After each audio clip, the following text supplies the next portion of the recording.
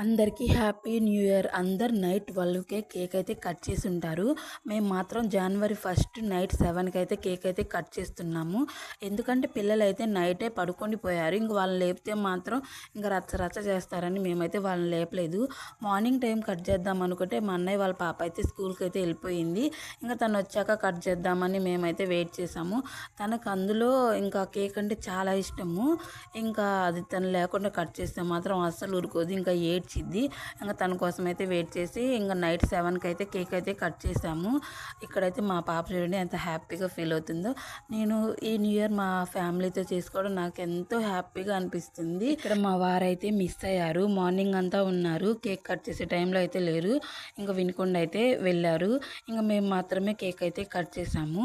ఈ ఫొటోస్లో వీడియోస్లో నేనైతే ఉండను, ఎందుకంటే ఈ వీడియో ఫొటోస్ తీసింది మాత్రం నేనే కాబట్టి ఈ వీడియో అయితే ఇంతే. Bye bye.